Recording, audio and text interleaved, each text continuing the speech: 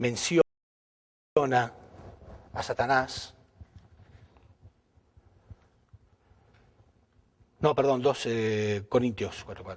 2 Corintios 4:4. Habla de Satanás como el Dios, con minúscula, de este mundo.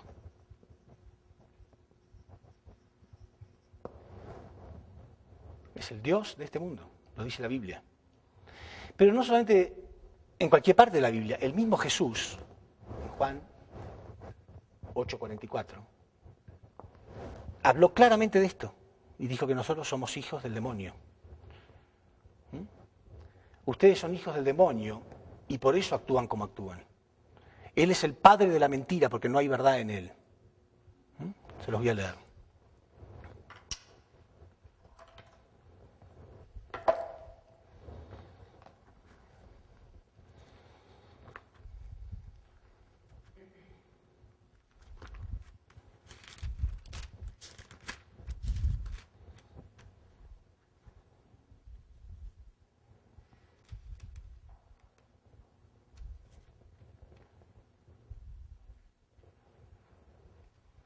Vosotros sois de vuestro padre el diablo, y los deseos de vuestro padre queréis. Él ha sido homicida desde el principio. Más claro, imposible. Él mató espiritualmente a Adán y Eva. Lo decía Jesús. Él ha sido homicida desde el principio y no ha permanecido en la verdad. Quiere decir que él estaba acá. Porque muchas teorías hay de que existe el bien y el mal, el equilibrio en el universo, todas esas pavadas. No. Jesús decía claramente, él no permaneció en la verdad, quiere decir que estaba en la verdad. Él fue creado acá como todo lo que Dios creó. Juan 8:44. Vosotros sois de vuestro padre el diablo, y por eso los deseos de vuestro padre queréis hacer. Él ha sido homicida desde el principio, y no se mantuvo en la verdad, porque no hay verdad en él. Cuando habla mentira, habla de lo suyo, porque es mentiroso y padre de la mentira. ¿Qué significa ser el padre de algo? Es el origen de algo, ¿no es cierto? Dice que él es el padre de la mentira. Claro, esto es un mundo falso, ¿no? Es un Dios falso, hombre y mujer falsos, hijo falso, familia falsa, sociedades falsas, naciones falsas, un mundo falso. Repito porque es muy concreto. Porque a veces tenemos contradicciones, ¿no? A veces nos cuesta creer algunas cosas, porque la existencia del demonio, yo siempre digo que la mayor victoria que tuvo Satanás es hacerle creer al mundo que él no existía. Entonces él puede hacer cualquier desastre. Y todos los desastres que vemos y hemos visto durante toda la historia humana. Y seguimos siendo cómplices porque no nos damos cuenta de esto. Pero sin embargo seguimos diciendo que creemos en Jesús. Bueno, o Satán existe o Jesús era un mentiroso. Una de dos. Porque Jesús habló claramente acerca de esto. Claramente acerca de Satanás. Y yo creo en Jesús. Siempre he creído en él. Vosotros sois de vuestro padre el diablo, y los deseos de vuestro padre queréis hacer. Él ha sido homicida desde el principio, y no ha permanecido en la verdad, porque no hay verdad en él. Cuando habla mentira, habla de lo suyo, porque es mentiroso y padre de la mentira. Y a mí, porque os digo la verdad, no me creéis.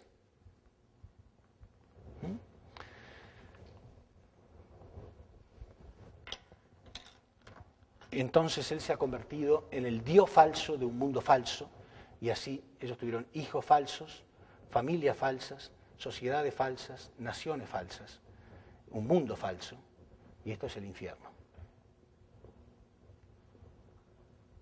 El infierno en el que vivimos desde aquella época hasta hoy en día. Esa es la causa de todo. Él es la persona del sujeto y nosotros como sus objetos, y tenemos de ahí recibir. Y por ignorancia nunca hemos podido salir de esta trampa. Por eso Jesús dice, la verdad os hará libres. Pero yo tengo mucho que enseñarles, pero ustedes no lo entenderían. O sea, en la época de Jesús también hubo montones de fracasos. Y por eso finalmente él también fue crucificado, segundo Adán. Y se perdió el fundamento. Y todavía seguimos en esta trampa. Entonces vamos a analizar qué es lo que recibimos de esta raíz. ¿Qué características recibimos? ¿Qué es lo que nos pasa realmente, espiritualmente hablando?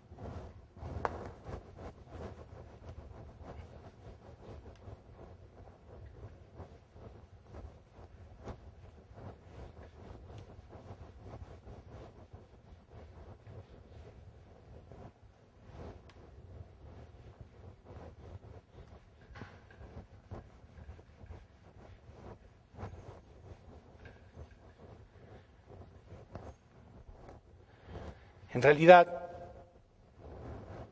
el poder del sujeto está dado por la respuesta del objeto. ¿Sí? Si el objeto no responde, el sujeto no... Si no hubiera nadie acá escuchándome, yo puedo hablar, no tiene sentido ni que hable. ¿Sí? Pero si yo estuviera hablando y cada vez entra más y más gente, más y más gente, más y más gente, bueno, yo continúo. ¿Sí? Entonces, yo siempre digo Hitler, por ejemplo, muchos se han analizado en la historia, y siempre se ha dicho que él tenía el poder, la capacidad de motivar a las masas. Sí, es verdad, pero también es cierto que las masas lo motivaban a él. Con la respuesta del objeto, el sujeto siente más energía.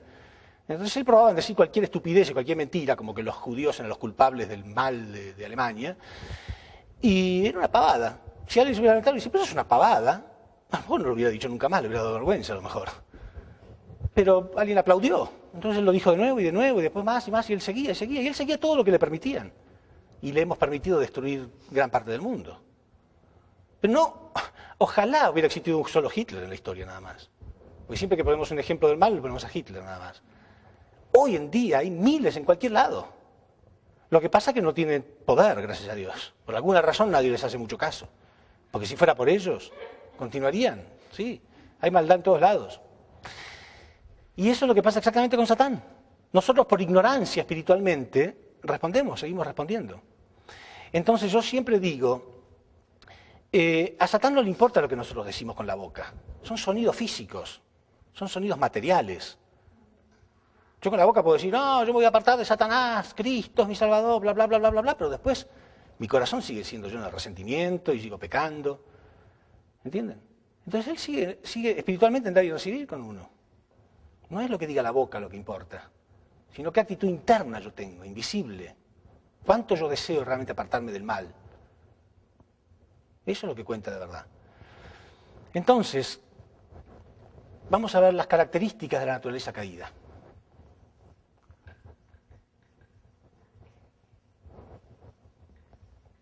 ¿Qué características heredamos nosotros? Para que la podamos reconocer. ¿Se acuerdan cuando yo dije el ejemplo de la taza? Dije, ¿dónde poner el dedo para poder controlarla? Si no conocemos, ¿cuáles son las características? A lo mejor pienso que lo que estoy haciendo es normal. ¿Sí? Entonces, la primera cosa que hizo Lucifer fue no tomar el punto de vista de Dios.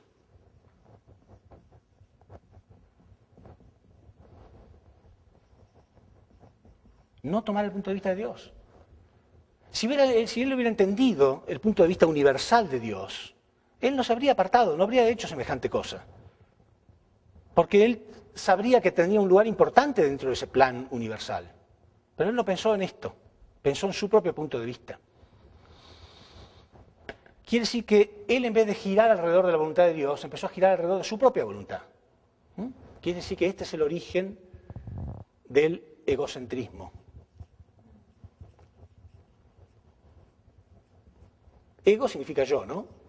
Egocéntrico es yo como el centro. Yo soy el centro. Todo gira alrededor mío.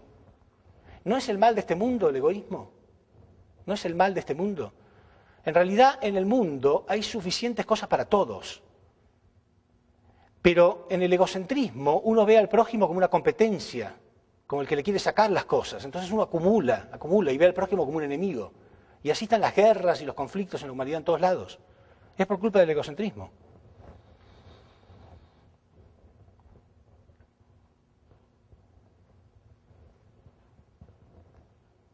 El segundo punto, entonces, automático,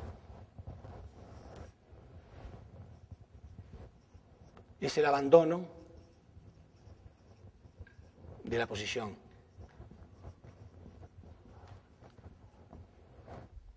¿Sí? O sea, si yo no entiendo cuál es mi función dentro de un sistema, porque no comprendo el propósito universal de ese sistema, no tomo el punto de vista de Dios, automáticamente abandono, me centro en mi propio propósito. ¿Sí? Eso es lo que dijimos antes, ¿no? Dios en su propósito, pero él se centró en otro propósito. Se centró en su propio propósito. ¿Sí?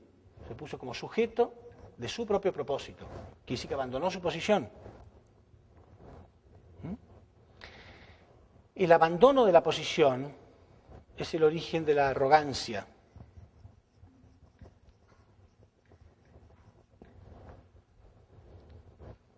Lo único que me interesa es lo que yo pienso. No me importa para qué fue creado el universo. Es mi punto de vista, es lo que yo creo, lo que yo pienso.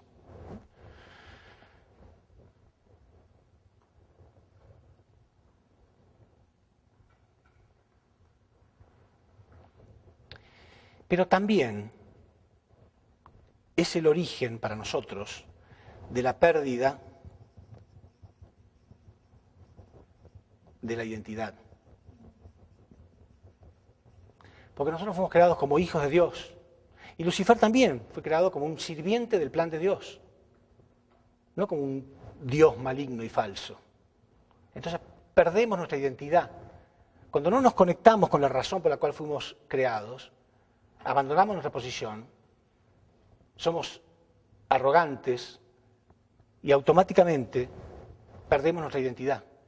Y es el gran problema que tiene hoy en día el ser humano desde chicos, la pérdida de la identidad. Y se refleja constantemente, si nosotros vemos la actitud que tienen sobre todo todos, ¿no? Todos, pero primero ya en la infancia y en la adolescencia. La actitud que tienen los adolescentes. La desesperación que le agarra cuando no pueden pertenecer a cierto grupo, a un sistema. ¿No? Queremos ser reconocidos, queremos que alguien nos identifique con algo.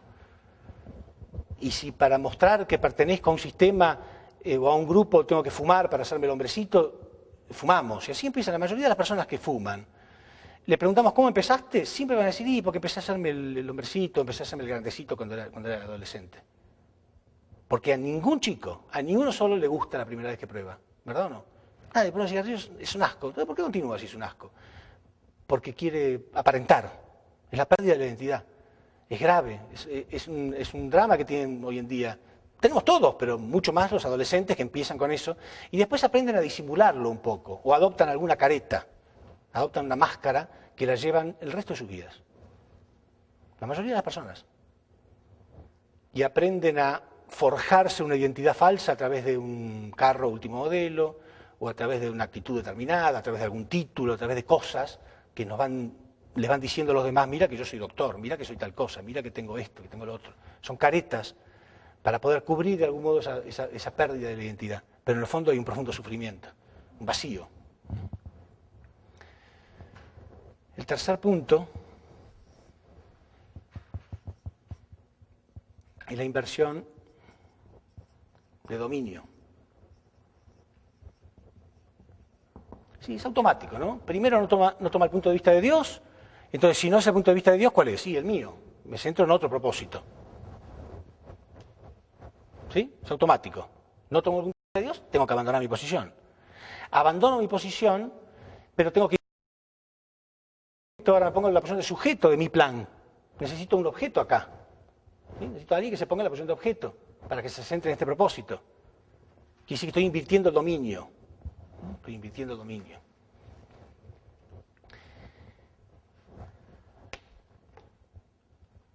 Perdón, acá me equivoqué. El abandono de la posición es el origen de la irresponsabilidad.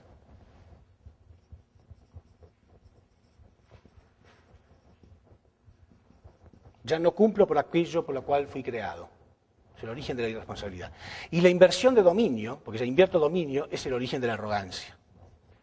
¿Por qué arrogancia? Porque yo fui creado a lo mejor para seguir el propósito de otro, y sin embargo no, pretendo que otros sigan mi propio propósito. ¿Sí? Ese es el origen de la arrogancia, la inversión de dominio. Pero también es el origen de la corrupción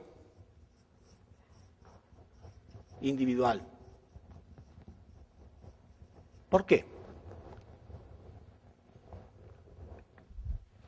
Veamos esto. Eva,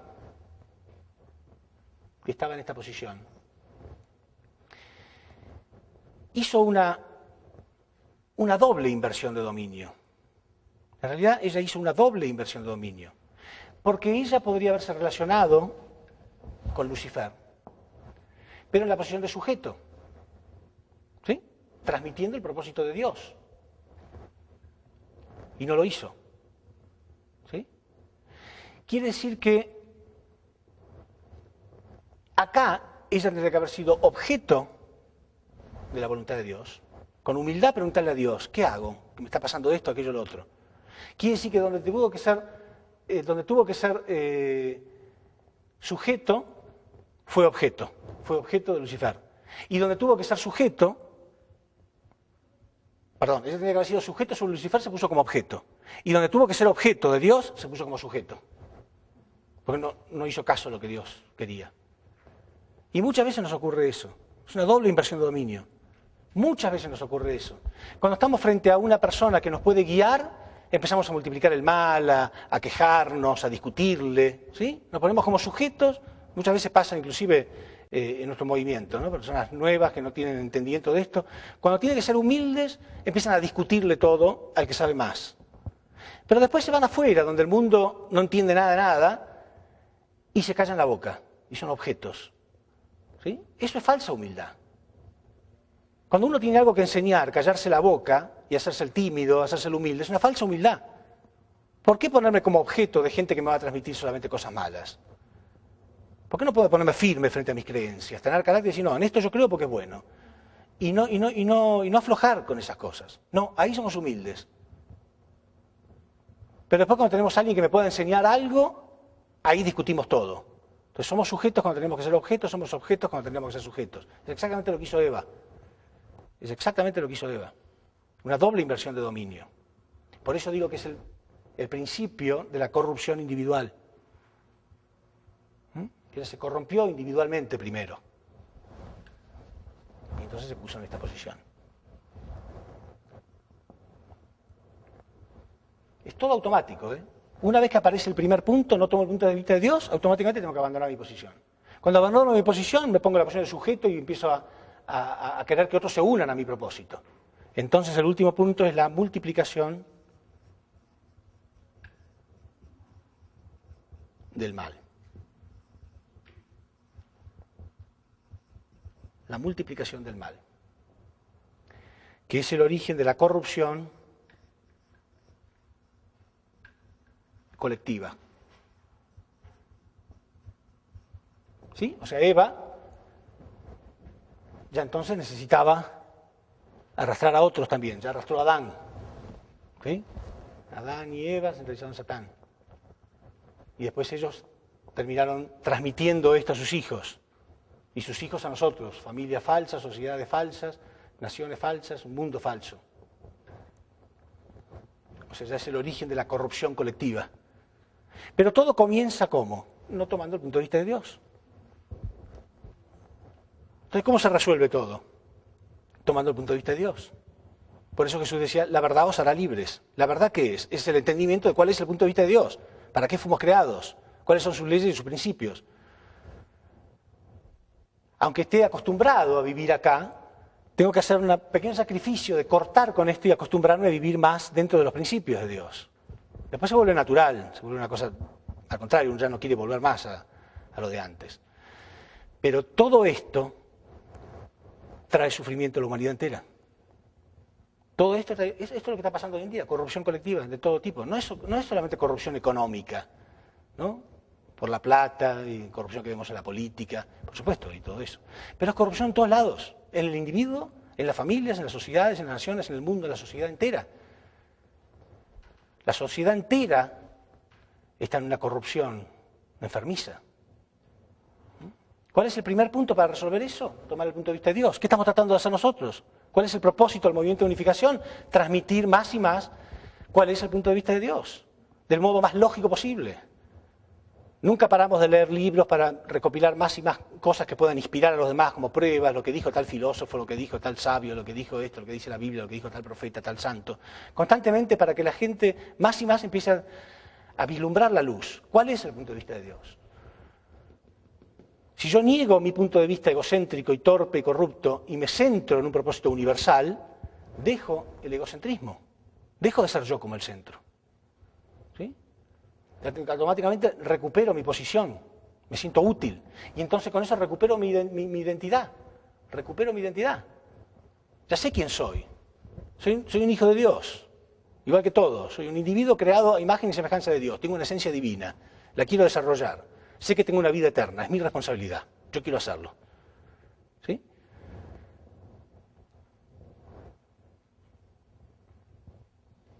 Y entonces quiero ser humilde frente a este plan universal.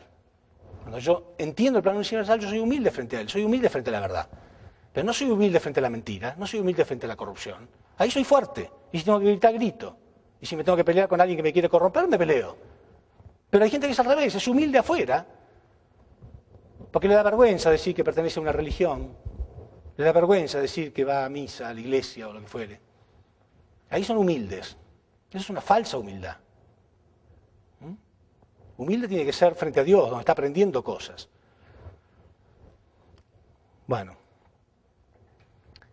entonces vamos a ver enseguida cómo empieza la solución a esto. Cómo empezó Dios a trabajar durante la historia. ¿Se acuerdan que yo les dije 3 puntos, no? El ideal de Dios, la pérdida del ideal de Dios y el proceso para la recuperación de ese ideal. Porque dentro de ese proceso de recuperación está toda la historia de la humanidad. Y nosotros estamos en la historia todavía. Lo que nosotros estamos haciendo es historia. Es más, estamos viviendo el tiempo más crucial de toda la historia de la humanidad. Y no somos espectadores. Somos protagonistas. Nos guste o no, estamos viviendo en esta época. ¿Sí? Entonces, cuando veamos la tercera etapa, ¿no? La primera es, repito, el ideal, la pérdida del ideal, el proceso de recuperación del ideal, se va a entender claro qué fue lo que pasó durante toda la historia. Va a ser la primera vez que la humanidad entiende la historia desde el punto de vista providencial. Hay gente que le apasiona la historia, hay gente que ha estudiado realmente todos los datos de la historia, pero es muchísimo más apasionante cuando uno entiende el propósito de la historia. Hasta ahora los historiadores han creído que la historia son meros acontecimientos casuales, que no tienen conexión unos con otros. Pero en realidad todo tiene conexión desde el origen hasta hoy en día. Absolutamente todo responde a un plan. Está el plan de Dios detrás, es Dios el que está guiando la historia. Pero ¿qué es lo que la retrasa o qué es lo que la acelera? La responsabilidad humana.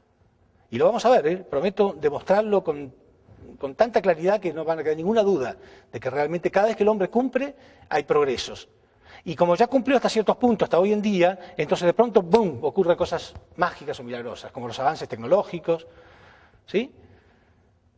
Estas cosas que están pasando, que yo a veces estoy en Argentina y llamo a unos países como Estados Unidos o algún país, bueno, Estados Unidos para los hispanos, ¿no? Y me dicen, está dando conferencia acá. Y yo a lo mejor estoy sentado comiendo. Y sí, acá está dando conferencia, porque están los videos, los puestos. No pasa mucho en Costa Rica. Me entero que estoy dando conferencia acá. Ya en el mismo momento estoy dando conferencia en todas partes del mundo, gracias a la tecnología. ¿Se entiende? ¿Eso qué es? ¿Casual? Es un milagro de la providencia actual. Estamos viviendo en tiempos cruciales de la providencia. Entonces nos comunicamos en cualquier momento vía satélite, o tomamos el celular y mandamos mensajitos de texto y estamos automáticamente conectados con cualquiera en cualquier parte. ¿Qué está pasando? Somos protagonistas de un momento crucial de la historia humana. Es un momento de alegría, ¿no? Podemos cumplir con algo, por lo menos nuestra vida puede tener algún significado, puedo colaborar con algo que sea verdadero. Bueno, muchas gracias. En la introducción habíamos visto entonces que todo constaba de 3 partes, ¿sí? El ideal,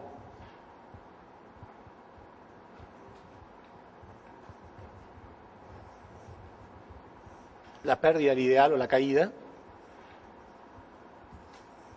y el proceso para la recuperación del ideal. Acá podemos poner restauración del ideal. ¿Sí? Bueno, ya hemos visto estas 2 primeras, ¿sí? Los principios de la creación, el propósito por el cual Dios creó, la caída del hombre, y ahora vamos a ver el proceso de recuperación de ese ideal.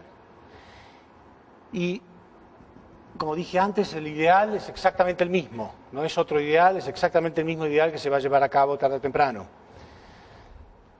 Pero este ideal, este proceso del ideal, de la restauración del ideal, se lleva a cabo a través de la historia de la humanidad.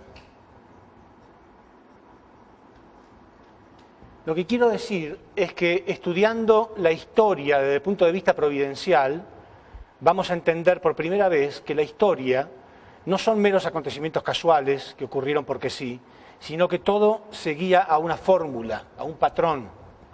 En la historia de la humanidad hay una fórmula o un patrón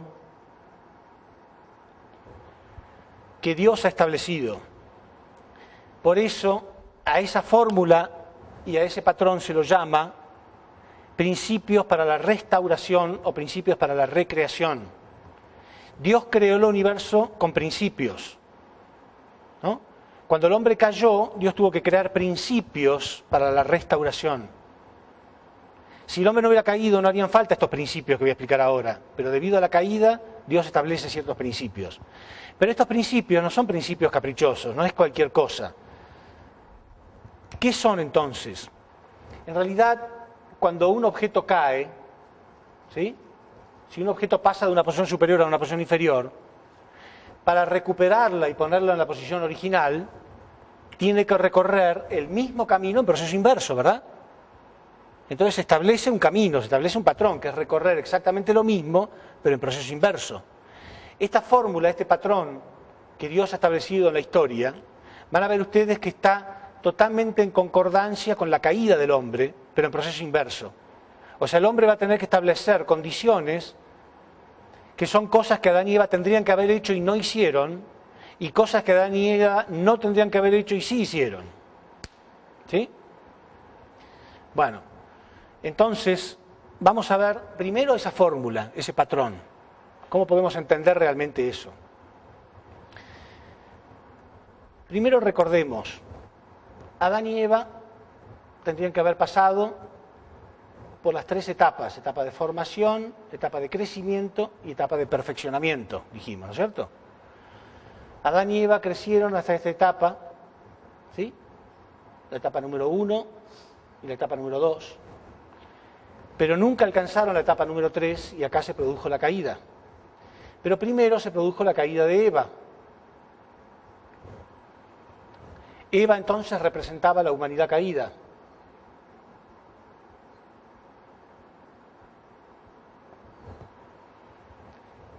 Y Satán, o Lucifer, la dominó.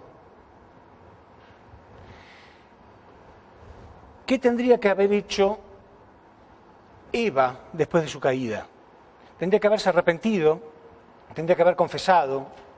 Entonces Dios iba a enviar un Salvador para ella, que iba a ser Adán. Si hubiera dejado que Adán creciera, Adán podría haber llegado a la perfección y podría haber sido el Salvador de Eva. Dios lo que quería enviar era a un hombre perfecto que pudiera dominar esto, que pudiera cortar esta relación. ¿Qué tendría que haber hecho Adán para llegar a la perfección? Adán tendría que haberse colocado en la posición de figura central, ¿sí? Él iba a ser el centro del plan de Dios a partir de ese momento, ¿sí? Quiere decir que Adán iba a estar en la posición de figura central. ¿Qué tendría que haber hecho Adán? Tendría que haber tenido fe en el mandamiento. Tendría que haber tenido fe en la palabra de Dios, sin importar lo que diga Eva, sin importar lo que diga Lucifer. Ahora, en cierto sentido, podemos decir que Adán tuvo fe en la palabra de Dios, porque él creció hasta este punto. Eva también. Pero no es suficiente con tener fe un periodo nada más, sino que él tendría que haber tenido fe durante todo el proceso hasta la perfección. ¿Sí? Entonces, pasar por todo el periodo, por todo el periodo de tiempo, por las tres etapas. Y dice que acá hay tres requisitos. Adán, en la posición de figura central, tendría que haber tenido fe en la palabra de Dios durante todo el proceso hasta llegar a la perfección. Si él hubiera logrado eso, Dios y Adán habrían llegado a ser uno, como un solo ser. Adán habría tenido la autoridad de decir: el que me ve a mí ve a Dios. Y él le podría haber dicho a Eva: yo soy la verdad, el camino y la vida, y tú no vas a llegar a Dios si no es a través de mí. Es el Salvador. Y él iba a destruir el dominio satánico en este mundo. En pocas palabras, él iba a ser el Mesías de Eva. Un Mesías con una misión mucho más sencilla que la que tuvo Jesús miles de años más tarde. ¿Sí? Bueno, después de que Adán llegara a esta perfección, él habría llegado a ser uno con Dios,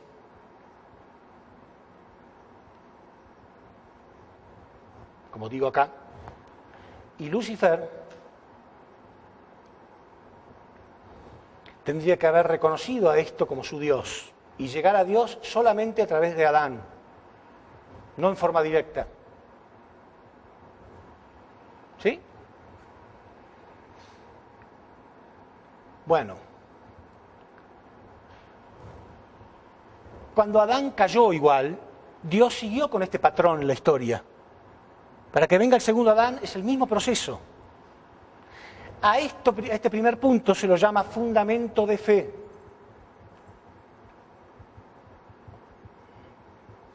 Ya vamos a ver que toda la Biblia nos va a estar reflejando si esto que estoy diciendo es así o no, ¿eh? Así que prestemos atención. Un fundamento de fe, donde Dios va a elegir a una persona en la posición de figura central que represente a Adán, le va a pedir una ofrenda determinada que representa fe en la palabra, fe en el mandamiento. ¿Por qué? Porque Dios le va a pedir esto a esta persona y él no va a entender por qué Dios le pide esto, pero igual lo tiene que hacer. Va a tener que tener fe en la palabra de Dios. Y después va a haber un periodo de tiempo que represente simbólicamente las tres etapas. Un periodo de tiempo que va a representar simbólicamente las tres etapas de formación, crecimiento y perfeccionamiento. Pero vamos a ver durante toda la historia si es verdad o no. Dios va a elegir primero una figura central, a esa figura central le va a pedir una ofrenda determinada que él tiene que cumplir en un periodo de tiempo determinado. Si logra este fundamento de fe, recién va a pasar a este fundamento que se llama fundamento de sustancia. ¿Por qué se llama fundamento de sustancia? Porque acá se sustancializa, se hace concreto ese fundamento de fe que él hizo primero. Entonces, en este fundamento de sustancia, Dios va a poner a una persona en la posición de Lucifer y una persona en la posición de Adán. Y la persona en la posición de Lucifer va a sentir lo mismo que Lucifer sintió. Dios lo vas a pasar por esa prueba. Lo vas a sentir celos, lo vas a sentir envidia, resentimiento. Y del mismo modo que Lucifer mató a Adán, él va a tener ganas de matar a esta persona. Si lo hace, se pierde el fundamento, se pierde todo. Dios tiene que volver a intentarlo. Pero si no lo mata, si se arrepiente y si logra victoria, entonces Dios puede tomar a esa persona como un elegido y a través de él puede nacer el Mesías. Quiere decir que ese criterio de que el Mesías es alguien que Dios tiene ahí guardado, ¿no?, que lo creó desde el principio del universo y que lo envía cuando tiene ganas, no tiene asidero, no hay ninguna razón para creer en eso. ¿Sí? En realidad, el Mesías es un ser humano que merece, por su mérito de ese linaje, merece nacer fuera del dominio satánico. Nada más que eso. Nacer sin pecado significa nacer fuera de ese dominio. Satán no tiene derecho a reclamarlo. ¿Se acuerdan del ejemplo que les puse de este hombre que tiene la semilla, ¿no?, y se guarda todas las semillas y tiene ese monopolio? Bueno, si por alguna razón él un día necesita plata o algo y vende una semilla por millones de dólares, no se puede quejar, él perdió. Bueno, Dios fue pagando el precio para que alguien pueda nacer fuera de ese dominio. Pero van a ver que esto llevó miles y miles de años. Entonces, por primera vez, vamos a poder entender la historia bíblica desde un punto de vista indiscutible. Entonces, durante la historia de la humanidad, Dios tuvo que sembrar este libro en un mundo satánico. Y tuvo que hacer que permanezca hasta hoy en día. ¿Creen que fue fácil? ¿Creen que Satán dijo, no, yo lo de Dios toco todo, menos la Biblia, porque la Biblia no, por favor? Tocó a los hijos, lo destruyó a los hijos, no va a destruir esto. Hizo todo lo que pudo, con traducciones, con sacar libros, con poner libros, con hacer lo que quiso. En Roma, después de Jesús, en el Imperio Romano, cuando los cristianos sufrieron 400 años de persecución, el primer emperador que hubo, que era cristiano, era Constantino, en el año 312, ¿no? Él fue nombrado emperador y era cristiano. ¿Saben? Lo primero que hizo fue reunir a todos, porque él pensaba en realidad no era un verdadero cristiano para nada, lejos estaba de ser un verdadero cristiano, pero él pensó que el cristianismo tenía un poder político importante para poder dominar. Entonces reunió a todos y empezó a decir qué cosas podían poner o sacar que convinieran para una nueva política. Y pusieron libros, sacaron libros y hicieron lo que les convino. O sea, con esto estoy diciendo que no es que podamos aferrarnos a cada versículo, porque sufrió muchas traducciones, pero lo que quiero decir es, lo que Dios quería guardar hasta hoy en día fue intacto. Porque Satán no sabía qué torcer y qué no torcer. Intentó todo lo que pudo, pero lo más importante está ahí presente. Y así que a veces los cristianos nos aferramos a algún versículo, ¿no? Yo siempre digo, Jesús dijo, amaos los unos a los otros, y nosotros nos armamos los unos contra los otros, en vez de amar. Y usamos la Biblia como un arma, y siempre estamos tratando de herirlo, y no, pero mira lo que dice este versículo, y lo que dice el otro, porque tú eres satánico, porque yo te digo que tal, y Jesús dijo, escudriñad las Escrituras, puesto que creéis hallar en ellas la vida eterna, pero ellas están dando testimonio de mí, y con todo no queréis venir a mí para hallar la vida eterna. ¿Y de qué modo están dando testimonio de Él? ¿Todas las Escrituras están dando testimonio de Él? Sí, todas. Todo esto está mostrando esta historia, la historia de Dios, el plan de Dios para purificar ese linaje para que puedan hacer un hombre sin pecado. Pero como era secreto, como no se entendía muy bien, ¿no? Porque está mezclado con un montón de historias, entonces Satán se pudo tomar todo el trabajo que él quisiera para distorsionar lo que él quisiera, pero la clave principal está ahí intacta para que lo entendamos hoy en día. Y vamos a ver si es así o no.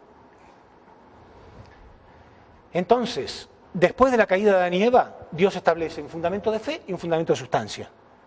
En el fundamento de fe, repito, tiene que haber una figura central, que representa a Adán, una ofrenda, que representa fe en el mandamiento, o sea, lo que Adán tendría que haber hecho, ¿no? Un periodo de tiempo simbólico que representa las 3 etapas. Si se logra el fundamento de fe, entonces pasa al fundamento de sustancia, donde va a haber una persona que represente a Lucifer y una persona que represente a Adán. El fundamento de sustancia sirve para quitar la naturaleza caída.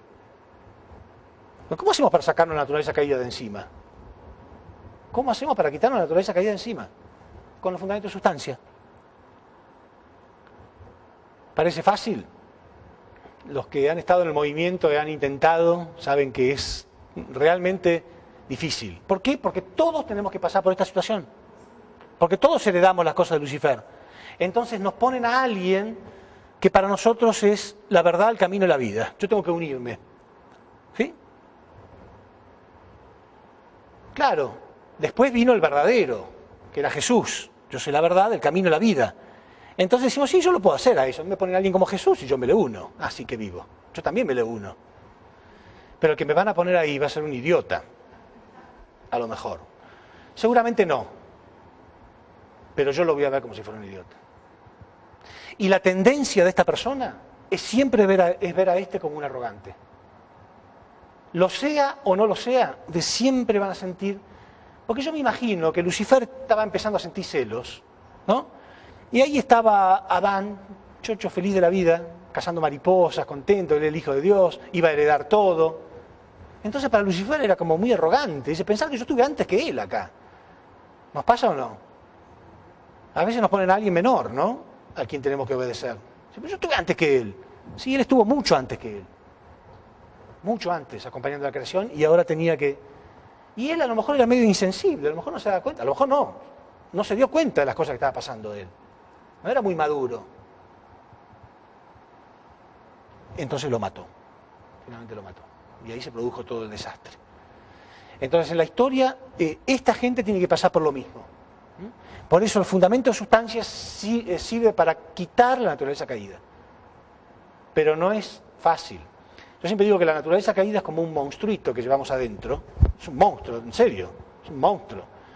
Pero encima lo cuidamos. Encima lo cuidamos. Yo, no me lo lastimes, pobrecito, déjame. ¿Por qué me dices eso? ¿Por qué me ofendes? No me digas nada. ¿No? Lo cuidamos al monstruito, no queremos que nadie lo despierte.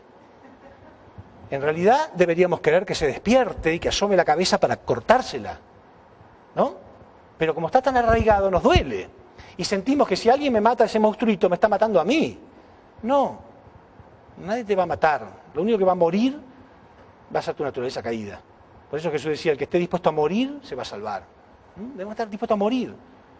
pero morir por esa naturaleza caída, esa naturaleza satánica que tenemos. Porque somos celosos, envidiosos, resentidos, multiplicamos el mal constantemente.